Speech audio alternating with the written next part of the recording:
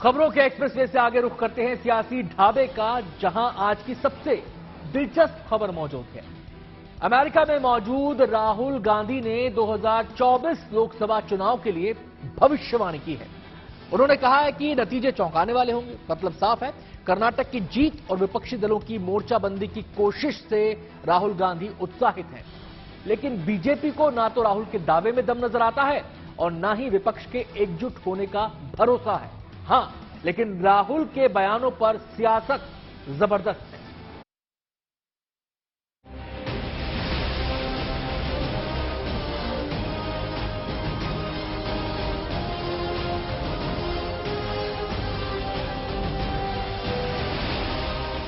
अब इसे कर्नाटक की जीत से मिला कॉन्फिडेंस कहिए या सियासी दांव, लेकिन अमेरिका में बैठकर राहुल गांधी का ये दावा लोगों को हैरान कर गया कि 2024 के नतीजे चौंकाने वाले होंगे, यानी कांग्रेस लोकसभा चुनाव में कमाल कर सकती है।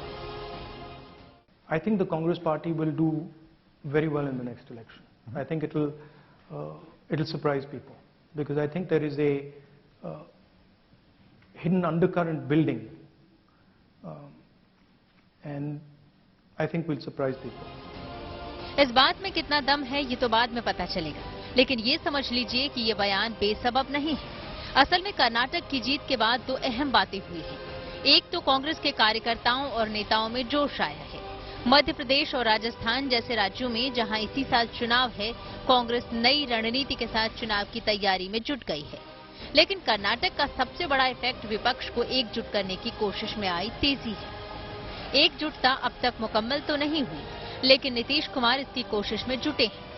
12 जून को पटना में विपक्षी दलों की बैठक प्रस्तावित है, जहां मिलकर साथ चलने की शर्तें तय की जा सकती हैं। कुल मिलाकर 9 साल बाद कांग्रेस को ऐसा लग रहा है कि सियासी माहौल उसके पक्ष में है। लेकिन बीजेपी का सवाल है कि विपक्ष का नेता यानी प्रधानमंत्री पद का दावेदार कौन है। Back to politics. How united is the opposition in India, and why isn't Congress supporting Kejriwal in the ordinance, on the ordinance issue? Well, that's an internal discussion we are having. The opposition is pretty well united, and I think it's getting more and more united. We are having conversations with all the opposition, and I think quite a lot of good work is happening there. Okay. Yeah. Rahul Gandhi ji का लगता है मानसिक संतुलन गड़बड़ा गया है। राहुल गांधी जी हैं जो प्रधानमंत्री पद के दावेदार हैं, वो अमेरिका में भारत विरोधी बयानबाजी कर रहे हैं। एक श्री नीतीश कुमार जी हैं जो बिहार में बैठे हुए हैं, कई दलों को इकट्ठा कर रहे हैं। एक दिल्ली के मुख्यमंत्री अरविंद केजरीवाल जी हैं, पूरे भारत के भ्रमण पर, भारत यात्रा पर निकले हैं। विपक्ष की ओर से प्रधानमंत्री पद के अनेकानेक दावेदार, और यह दावेदारी जैसे मुंगरी लाल के हसीन सपने की तरह है। देश मोदी जी के साथ था, देश मोदी जी के साथ है, देश मोदी जी के साथ रहेगा। कमल का फूल खिला था, कमल का फूल खिला है और कमल का फूल 2024 में फिर खिलेगा। देखा जाए तो 2024 के लिए कांग्रेस के सामने दो चुनौतियां हैं। पहला कि नरेंद्र मोदी के सामने प्रधानमंत्री पद का दावेदार कौन होगा, और दूसरा कि सभी विपक्षी पार्टियों को एक मंच पर कैसे लाया जाए। ये दोनों उलझे हुए सवाल हैं। फिर भी न सिर्फ राहुल बल्कि कांग्रेस और उसकी सहयोगी पार्टियों को भी 2024 में जीत का गुमान है। कि हमारा लक्ष्य है भाजपा के खिलाफ एक उम्मीदवार देना, और अगर सब न हो सके तो ज्यादा से ज्यादा दल मिलके एक करें, क्योंकि 2014 में 31.8% वोट था भाजपा का, जब भाजपा अपने जबरदस्त चढ़ाव पे लोकप्रियता की थी। आज तो उतार पर है, स्टेट बाई स्टेट हार रही है। हिमाचल, कर्नाटक, दिल्ली सब तो हार रहे हैं। उस समय अगर हम 50% भी एक रह गए, 51% भी एक रह गए, तो भाजपा 100 सीटों में सिमट जाएगी। राहुल गांधी ने जो कहा है मैं उसे सहमत हूं। राहुल गांधी ने ये बात देश में भी कही है और विदेश में भी जाकर यही बात कही। पूरा विपक्ष एकजुट है, वज्रमुठ, और 24 में हम आज जो केंद्र की सरकार है उनको हराएंगे। ये हमारा विश्वास और आत्मविश्वास दोनों भी। दिलचस्प बात यह है कि चुनाव भारत में होने वाले हैं, लेकिन उसका एजेंडा राहुल गांधी अमेरिका में बैठकर तय करने की कोशिश कर रहे हैं।